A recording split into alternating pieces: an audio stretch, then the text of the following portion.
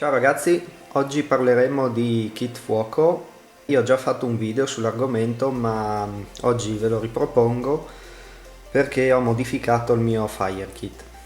Questo che vedete era la scatola che conteneva gli oggetti per accendere il fuoco e l'ho tenuta per circa 2 anni, ha sempre svolto bene il suo lavoro, però la ritenevo un po' grande e in effetti avevo dello spazio, cioè avanzava dello spazio al suo interno, quindi mi portavo in giro una cosa più grande di quello che mi serviva. E finalmente ho trovato una scatola che poteva essere un degno sostituto di questa, e quindi ho aggiornato il mio fire kit. Non è uguale a quello vecchio, ho tolto 2 cose perché non mi servivano più, quindi vediamo cosa contiene il fire kit nuovo. Allora, la prima cosa è un po' di cotone idrofilo. Questo può essere usato come esca. Con un aciarino si incendia molto facilmente, stessa cosa con l'accendino con fiammiferi.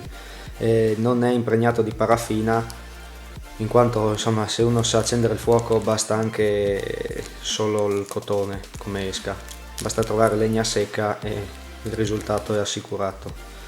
Poi al suo interno ho una candelina di quelle piccoline. Questa può essere utile per accendere il fuoco, ma anche può essere utile per illuminare soprattutto. E inoltre una candela si può accendere sempre con accendino, con fiammiferi, ma si può usare anche l'aciarino. Basta fare una pallina di cotone, legarla, cioè insomma inserirla sullo stoppino in qualche modo. Con l'aciarino si incendia il cotone, che poi incendia lo stoppino e la cera, e si accende la candela. Dopo c'è se esce, dopo vi mostro questa, ma prima volevo, eccoci qua, solito accendino Bic. E questo è un quadretto di diavolina ecologica cosiddetta. Ne ho ben 3 perché secondo me è l'accendifuoco migliore.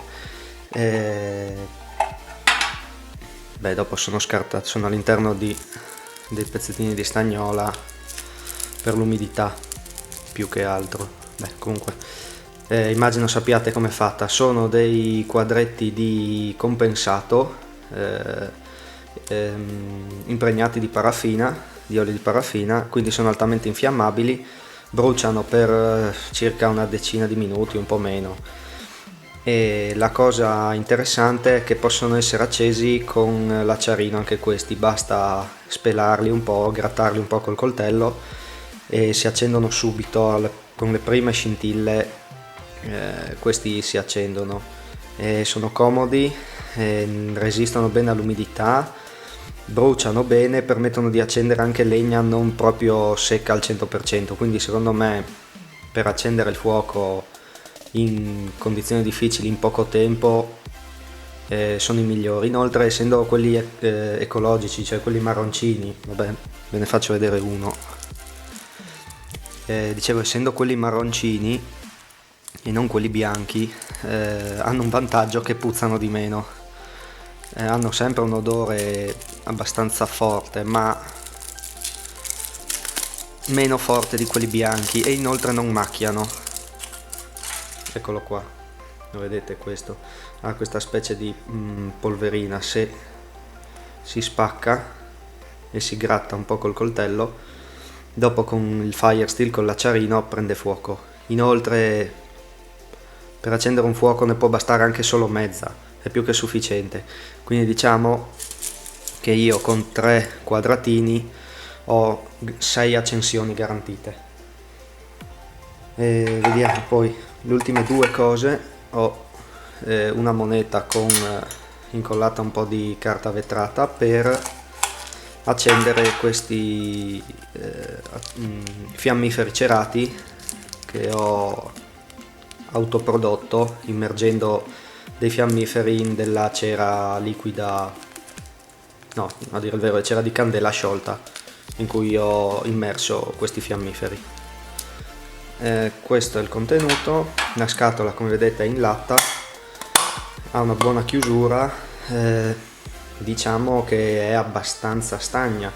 Ovviamente se questa cade in acqua il materiale al suo interno si bagna, ma sinceramente non credo che questa evenienza possa cadere, nel senso non credo che cadrò mai dentro un fiume con lo zaino o dentro un lago.